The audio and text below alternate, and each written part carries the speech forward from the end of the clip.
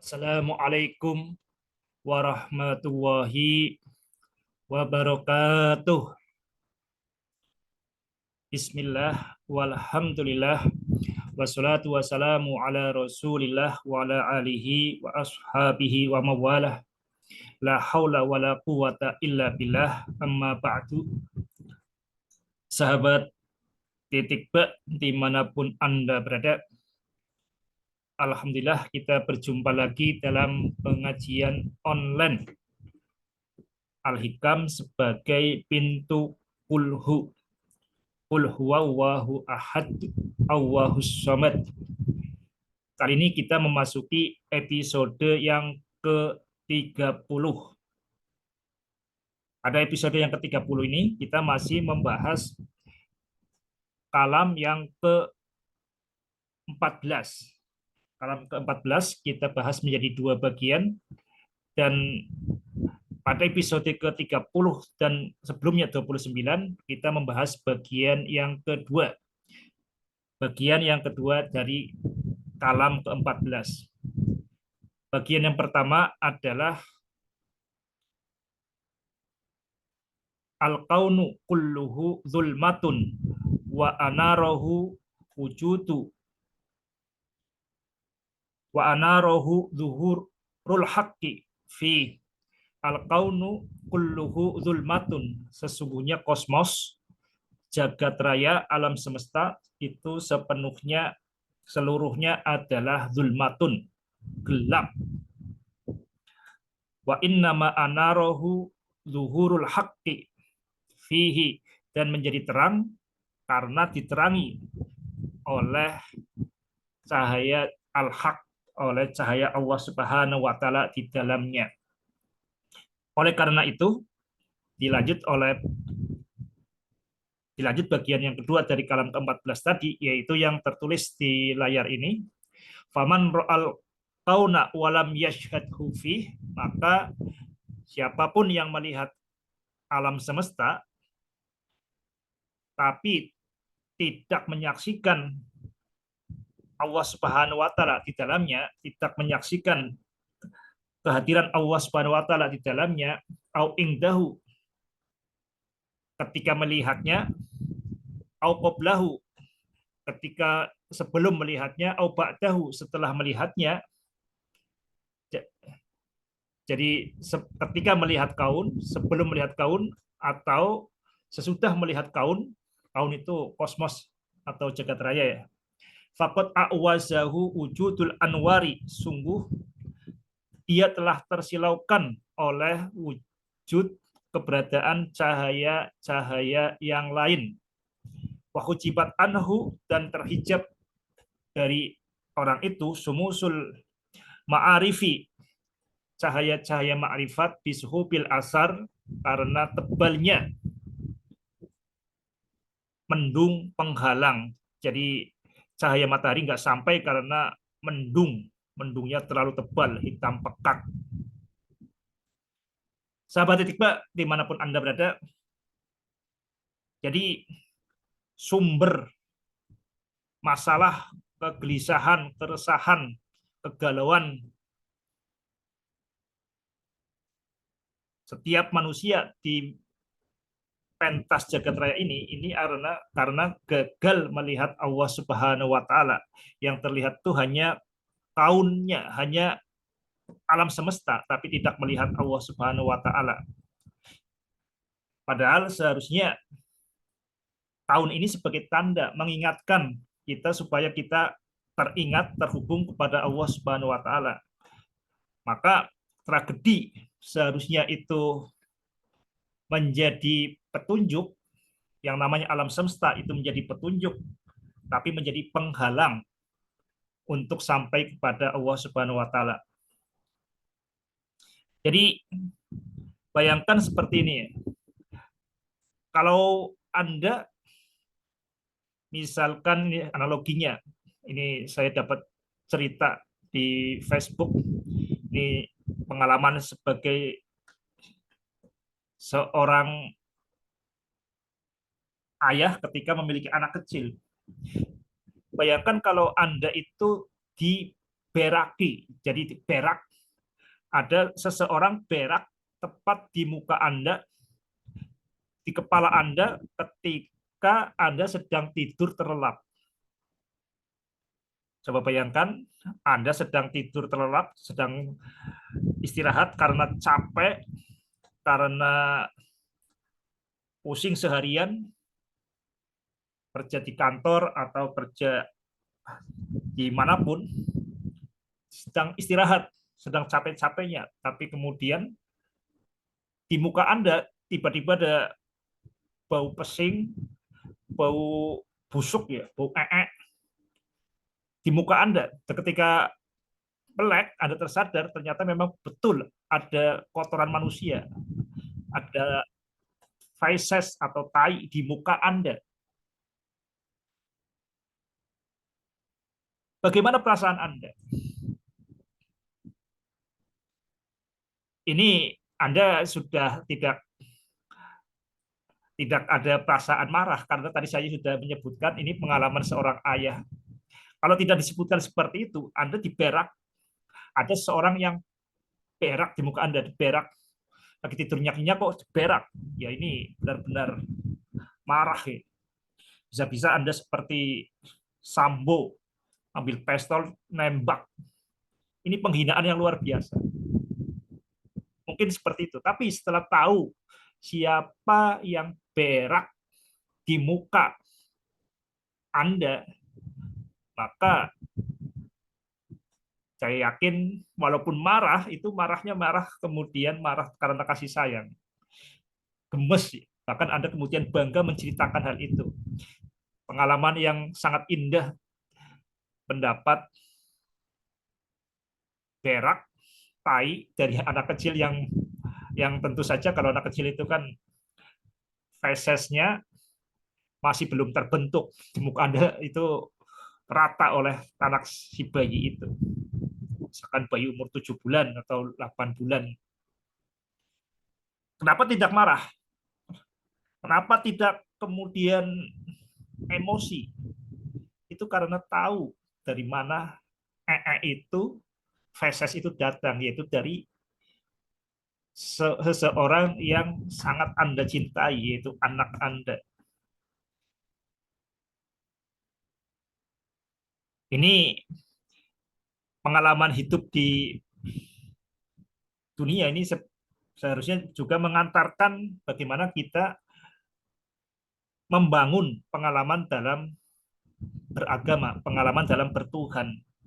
Jadi emosinya, yang kita asah adalah emosinya. Kita nggak tahu kemudian Tuhan wujudnya seperti apa, tapi bukan itu yang penting. Yang penting adalah emosi kita. Demikian pula di pentas dunia ini, di kehidupan dunia ini menjalani hari Senin sampai sampai Sabtu atau sampai Ahad bagi PNS atau menjalani hari Senin sampai Senin lagi bagi seorang swasta, seorang wira swasta yang jual es keliling atau pekerja serabutan, itu terasa berat kalau tidak untuk siapa-siapa. Ini menjadi tertanggungkan karena untuk keluarga. Tapi ini seharusnya dituntaskan lagi karena kalau kita berinteraksi dengan keluarga, misalnya pulang kemudian tidak membawa uang dan sambutan istri itu ada uang abang sayang, nggak ada uang piring melayang, abangku tendang. Nah ini kan jadi stres. Padahal ketika kondisi seperti itu membutuhkan dukungan hangat seorang istri. Tapi bagi seorang istri itu juga membutuhkan, karena seorang istri itu secara naluriah itu bertanggung jawab pada anaknya, itu kan kemudian jadi marah sedih, akhirnya macam-macam, ngoceh macam-macam. Nah ini bisa terjadi perang dunia tiga. ini menjadi saling melukai antara suami istri. Dan makanya penting sekali kita tuntaskan niat kita. Jangan untuk sekadar untuk keluarga, tapi niatkan karena Allah Subhanahu wa taala. Jadi pertama diniatkan karena Allah Subhanahu wa taala, kemudian baru diniatkan untuk keluarga. Itu secara emosi itu sangat sangat berbeda. Sahabat Titikba, dimanapun Anda berada, jadi kalau kita merasa dicintai oleh Allah Subhanahu wa taala dan ketika kita merasa demikian itu pasti benar. Kalau kita merasa dicintai oleh Allah Subhanahu wa taala itu pasti benar. Karena Allah itu Ar-Rahmanur Rahim. Dan perasaan seperti itu, emosi seperti itu ini menyebabkan kita tidak berharap dicintai orang lain. Ya tentu diharap, tapi sebenarnya yang kita justru selalu terpikirkan itu adalah bagaimana menyebarkan cinta dari Allah Subhanahu wa taala. Jadi ini sesuatu yang tampaknya sepele, tapi ini menentukan. Kalau hari ini Anda itu gelisah, sedih, pusing, itu pasti karena kita memutus hubungan dengan Allah Subhanahu wa taala. Atau bahasanya itu kita terputus dari zikir. Ala bidzikrillahi tatmainnul qulub. Hanyalah dengan berzikir kepada Allah maka hati akan menjadi tenang, menjadi damai, menjadi puas, menjadi cukup. Pertanyaan berikutnya, kenapa kita seringkali itu melupakan Allah Subhanahu wa taala? Ketika kita berusaha apapun, kita melupakan Allah Subhanahu wa taala. Itu karena kita itu faqad a'wazahu wujudul anwari, kita terpesona oleh cahaya-cahaya yang lain. Kita masih merasa punya cahaya, punya harapan. Makanya Anda masih berharap ke bos Anda, berharap ke teman Anda, berharap ke tetangga, berharap ke istri, ke kakak, ke saudara, ke orang tua, bahkan mungkin ini ya, ke keberuntungan. Itu menganggap yang tadi titik-titik tadi, teman, bos, atasan, relasi dan sebagainya, itu kita berharap seperti itu ketika kita merasa di situ ada sumber cahaya, kita seringkali salah fokus, gagal fokus. Seharusnya fokus kita kepada Allah Subhanahu wa taala, kita kemudian terpana oleh cahaya lain. Sehingga kita merasa tidak mengingat Allah pun tidak masalah karena masih ada teman. Tidak mengingat Allah pun tidak masalah karena masih ada relasi. Tidak ingat Allah pun tidak masalah karena langganan masih berdatangan, masih laris. Tidak ingat Allah pun tidak masalah karena atasan baik. Tidak ingat Allah pun tidak masalah karena punya uang banyak maka bisa sokok sana, sokok sini, membeli hukum dan sebagainya. Karena masih ada hal-hal lain yang merasa menjadi solusinya sebagai cahaya. Nah, kita akan benar-benar sebagai seorang muslim, kita benar-benar tidak ada pilihan lain mengingat Allah itu biasanya ketika sudah tidak ada cahaya lain, tidak ada harapan-harapan lain, seolah-olah semuanya tertutup, gelap. Ini supaya lebih konkret kita bisa belajar dari kisah Nabi Yunus alaihissalam di surat As-Saffat, surat ke 37 ya, surat As-Saffat itu setelah surat Yasin, surat ke-37. Ini ayatnya pendek-pendek, bisa dilihat di ayat 130-an. Di situ diceritakan kisah Nabi Yunus. Wa inna Yunusa laminal mursalin. Adapun sesungguhnya Yunus itu termasuk rasul, termasuk kelompok para rasul. If abaqa ilal fulkil mashhun, ketika minggat, ketika lari dari tanggung jawab menuju menuju perahu yang penuh.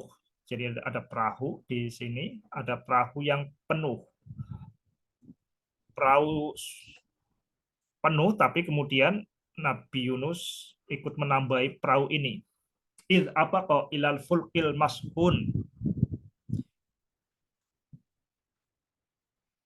karena perahu penuh maka ini menjadi terancam untuk tenggelam. Ya, perahu penuh, apalagi ini sedang lautan sedang ini ya bergolak ya, gelombangnya sangat besar. Ini bagaimana mengatasinya ini? Setelah dihitung, nah ini memang jumlah penumpangnya terlalu banyak. 1, 2, 3, 4, 5, 6, 7, 8, 9. Oh, jumlah penumpangnya terlalu banyak. Ini penumpangnya ada 40. Ada 40 total keseluruhannya termasuk awak kapal ini ada 40.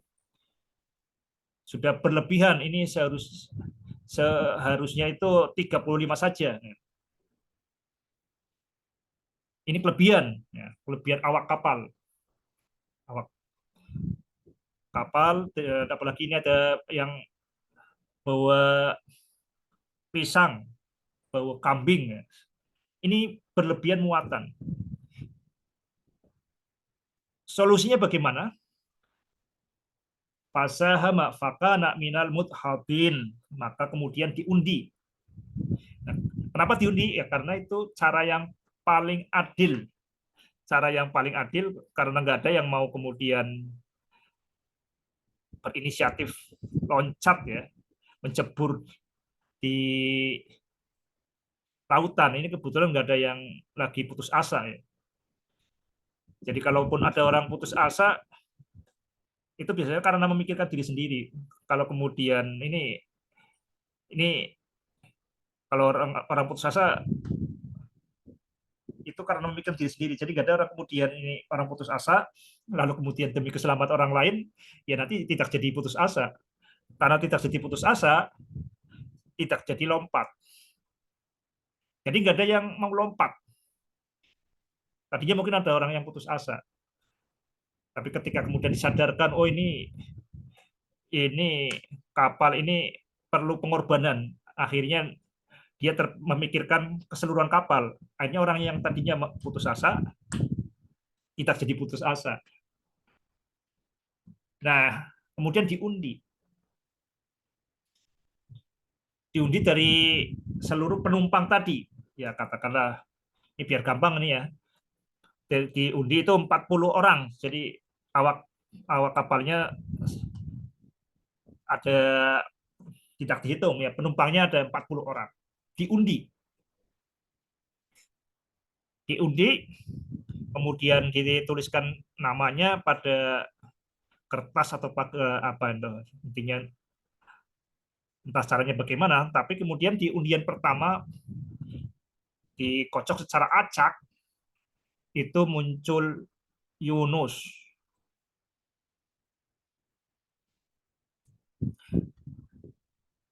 Tapi Nabi Yunus terkenal orang baik, sering menolong, sering menyebar senyum.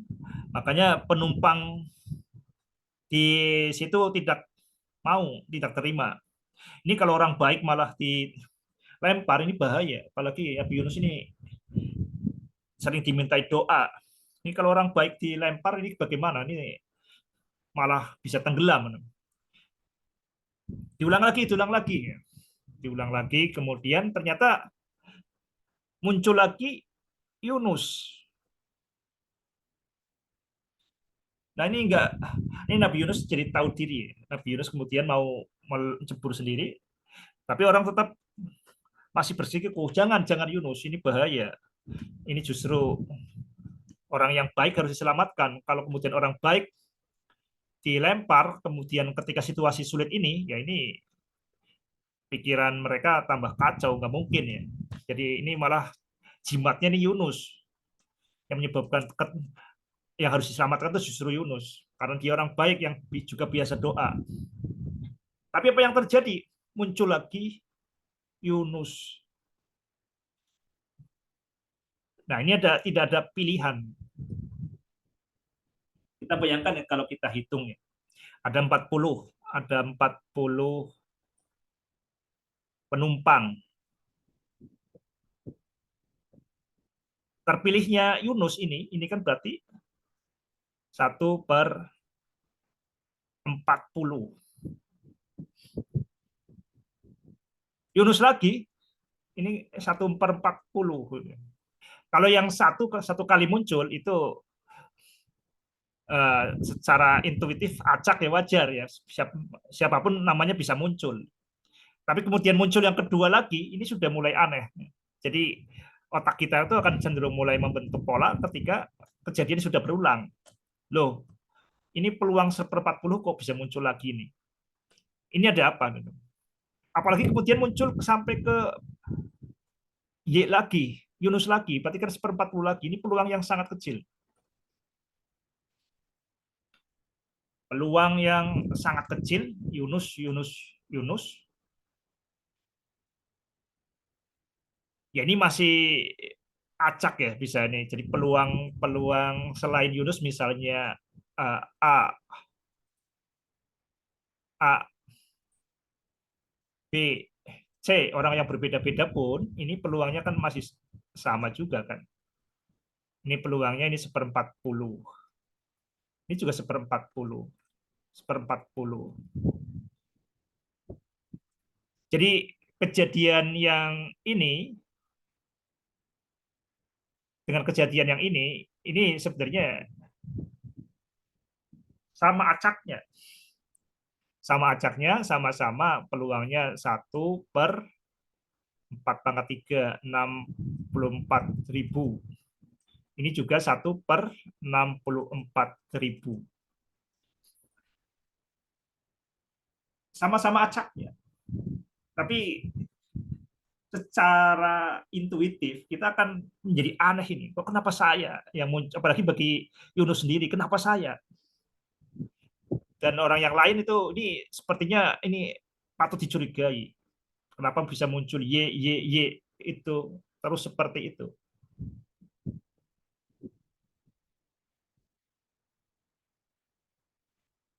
Sahabat Titikba, dimanapun Anda berada, ini bisa dihitung lagi nih peluangnya. Ini kan peluangnya sama kan? Peluang Y, peluang ABC itu peluangnya sama.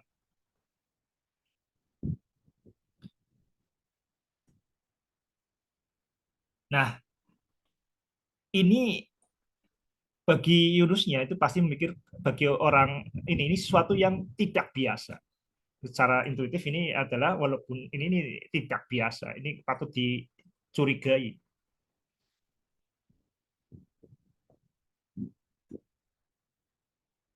Ya, ini benar ya, hitung peluangnya ya. Ya, Kak. Jadi 1/40 berarti kalau kemudian, nah kalau kita anggap mesti ada kita bagi Yunus dan selain Yunus itu beda lagi. Jadi kalau peluang kalau Yunus dan Yunus ya ini misalkan ini dua ya, ini peluangnya adalah 1/40 kali 1/40 sama dengan 1/40 kali 1/40 ini sama dengan 1/1600. Nah, tapi kalau peluang pertama muncul Yunus dan yang kedua muncul selain Yunus, ya ini kita jadi beda lagi kalau seperti ini kan bukan Yunus. Nah, ini simbolnya ini C, berarti bukan Yunus, itu kan berarti 1/40 Nah, ini dibalikin lagi, berarti ulangi lagi, ini berarti ada selain Yunus itu ada 39 per 40. Ini berarti 39 per 1600 ya. Oke, ini kalau kita ini. Jadi peluang muncul 2 kali Yunus, Yunus itu adalah 1/1600. Adapun peluang Yunus dan selain Yunus itu berarti 39 kali lebih mungkin, yaitu 39/1600. Maka sudah sewajarnya kemudian orang menjadi ada sesuatu yang aneh. Ini ada apa? Dicek coba ini, barangkali ada kecurangan dari dari panitia, yaitu awak kapalnya. Pasti ada kecurangan. Ini bagaimana? Ini peluangnya tuh 39 kali lebih banyak. Yunus kemudian selain Yunus. Tapi kok ini Yunus terus. Dan sesuatu yang tidak biasa, ini kan berarti ini harusnya ini 39 kali lebih mungkin. Yunus dan selain Yunus ini 39 kali lebih mungkin. Tapi yang faktanya yang muncul tuh ini. Nah, ini mendatangkan kecurigaan, makanya sampai 3 kali lagi. Kalau 3 kali lagi ini semakin aneh. Berarti ini ada sesuatu yang tidak biasa. Dan sesuatu yang tidak biasa itu menyebabkan tuh orang berpikir tidak biasa. Ya, seperti Ramadan ini. Jadi Ramadan ini kegiatannya tidak biasa. Biasanya kalau pagi sarapan, siang makan siang, tapi tidak seperti itu. Maka seharusnya di bulan Ramadan ini menyebabkan orang berpikir tidak biasa. Ini ada apa? Jadi kalau selama sebelum Ramadan itu adalah bulan rutinitas, Ramadan itu harusnya kreativitas. Kita harus berpikir, ada apa? Karena ini tidak biasa. Demikian juga ketika ini Yunus muncul lagi. Ini bagi Yunus ini sudah tersadarkan. Ada sesuatu yang tidak biasa. Makanya tadi ketika Nabi Yunus minggat, ya, lari dari tanggung jawab, itu karena Nabi Yunus itu gagal melihat Allah dalam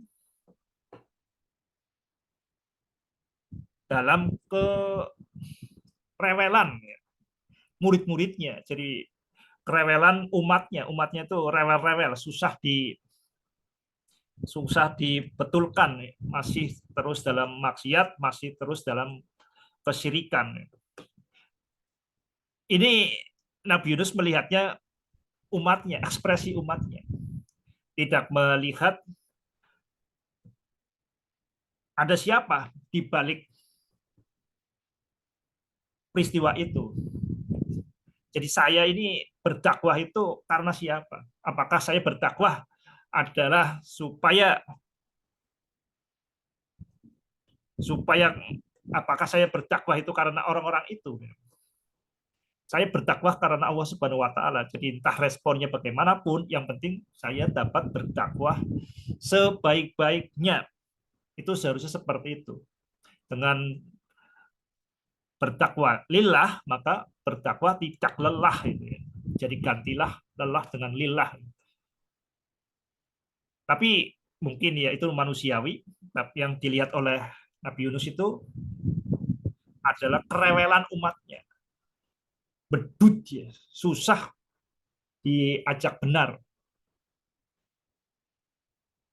Makanya dengan adanya kejadian yang tidak biasa, Nabi Yunus tersentak. Wow, ini jadi teringat Allah Subhanahu wa taala lagi, dia tersadarkan. Tersadarkan ada sesuatu yang tidak beres. Dan karena itu ya Nabi Yunus harus menanggung konsekuensinya. Akhirnya Nabi Yunus dijeburkan ke tengah lautan. Dan benar, ini kemudian kapal menjadi stabil. Kapal menjadi stabil. Faltaqamahul hutu wa huwa mulim. Dan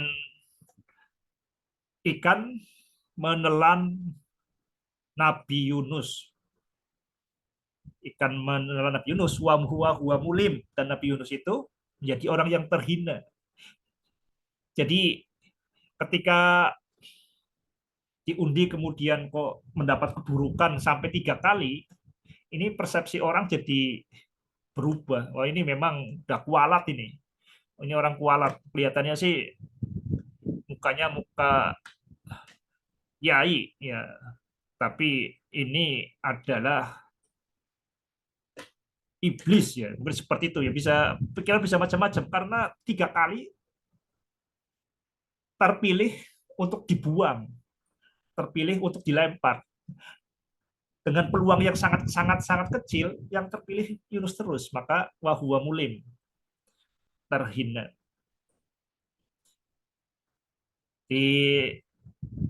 Dilanjutkan kemudian di surat As-Saffat itu, falaula annahu minal musabbahin, dan kalau seandainya Nabi Yunus itu musabbihin, dan seandainya Nabi Yunus itu tidak termasuk orang yang bertasbih, lalabitha fi batnihi ila yaumi yub'asun, pastilah, la ini la pendek, ini pastilah, bedakan la dengan la. Kalau la itu tidak, di sini lala bisa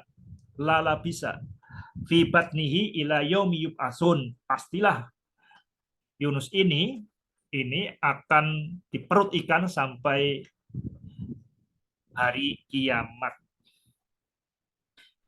Sahabat titik Bak, dimanapun Anda berada, jadi Nabi Yunus itu kemudian dimakan oleh ikan. Dimakan oleh ikan ini di ceritanya ada satu riwayat Nabi Yunus dimakan oleh ikan. Ini Nabi Yunus dimakan oleh ikan. Di dalam ikan ini, dan ikan ini dimakan oleh ikan lagi. Dan ikan ini dimakan oleh ikan lagi. Ini ada riwayat yang mengatakan seperti itu ya. Ini kalau membaca kisah-kisah itu banyak riwayat, kadang bingung ya. Makanya kalau membaca kisah Nabi ya sebenarnya detailnya tuh seringkali nggak ada. Intinya kalau al aslu annama ubhima fil qur'ani fala qaila fi ma'rifatihi. Jadi hukum dasar apa yang tidak diungkap ya, yang tersembunyi di Al-Qur'an, fala qaila fi ma'rifatihi, kita tidak perlu berpanjang-panjang untuk mencari data objektifnya bagaimana. Jadi ini kita kesalahan kita memahami cerita, memahami kisah, ataupun memahami banyak kehidupan kita, itu pola pikir objektif. Pola pikir objektif itu fokusnya di objek, kemudian masuk ke diri kita. Padahal apalagi ini berkaitan dengan Al-Quran, itu kisah itu bukan, yang namanya kisah-kisah, itu bukan kemudian supaya kita menilai kisah itu, ini cerita sebenarnya bagaimana, bukan seperti itu. Jadi kisah-kisah di Al-Quran itu adalah untuk menyoroti diri kita, bukan kisah itu disoroti, tapi kita itu yang disoroti. Jadi kalau dalam perspektif titik ba, ini kan berarti Al-Quran. Al-Quran, firman Allah itu berada di dalam diri kita. Nah ini tujuannya adalah untuk menyoroti diri kita. Diri kita tuh di sini ya, di anfus.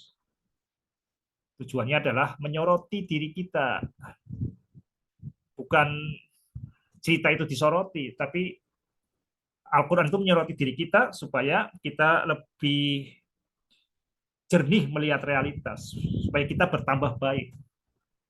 Ini hal yang penting. Maka detail-detail ini ikannya ikan apa, apakah ikan jaguar apa, ikan mas atau ikan nun, ikan kaf, ikan nun itu bentuknya apa, ini ikutnya spesies apa, apakah ini paus biru atau paus hijau, apakah lumba-lumba ya. Yaitu tidak terlalu penting karena juga tidak ada detailnya. Yang penting adalah bagaimana kisah itu memprogram ulang pikiran kita. Oke, kita kembali ke kisah kisah Nabi Yunus. Jadi Nabi Yunus itu berada di dalam kegelapan. Intinya di dalam kegelapan sama sekali tidak ada cahaya. Jadi Nabi Yunus tidak akan teralihkan oleh cahaya yang lain. Ini nggak ada pilihan lain. Tidak ada pilihan lain. Makanya Nabi Yunus di sini benar-benar menyaksikan Allah Subhanahu wa taala.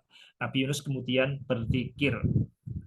Ini kalau tadi di surat Al-Saffat itu cerita Nabi Yunus lumayan panjang lebar. Ini kita ke surat yang lain yaitu surat Al-Anbiya surat 21 ayat 87 dan 88 kalau tidak salah ya. Wa dzannuni idzhaba mughadiban fadhanna allan naqdiru alaihi fanada fi dhulumati alla ilaha illa anta subhanaka inni kuntu minadh dhalimin. Jadi ingatlah Zannun. Nabi Yunus mendapat gelarkan Zunnun karena yaitu sosok yang ditelan oleh ikan nun. Nabi Yunus ini ingatlah ketika Nabi Yunus Wadannuni dhahaba mughadiban pergi dalam kondisi marah. Kondisi marah di sini sebenarnya marah itu ya nggak apa-apa marah. Orang itu marah, orang itu sedih itu nggak apa-apa. Yang penting itu marah atau sedihnya dimulai dengan Bismillahirrahmanirrahim. Ini yang saya sering ingatkan ke anak saya, Muhammad Royhan, Soka Fasnur, dan anak saya Ahmad Bima Amarta. Ini ya boleh marah, sedih, mau menangis boleh. Tapi perlu ingat ya, yang namanya marah, apalagi sampai nangis, itu perlu tenaga, perlu energi. Energinya itu tidak sedikit. Maka diniatkan dengan membaca Bismillah. Makanya saya selalu tanyakan kalau lagi nangis atau marah, nggak apa-apa marah, yang penting sudah Bismillah belum. Jadi supaya marahnya jadi ibadah. Nggak apa-apa sedih, yang penting sedihnya sudah dimulai dengan Bismillah atau belum. Tidak apa-apa kecewa, yang penting sudah Bismillah atau belum. Ini sangat penting. Ini cerita si Royhan, anak pertama. Tadinya marah, setelah baca Bismillah nggak jadi marah. Tapi kalau terlanjur marah nggak apa-apa. Jadi kita marahnya itu marah terkontrol, tidak gelap mata. Karena kita zikir, ibaratnya zikir itu kita adalah terhubung dengan sumber energi, sumber rahmat.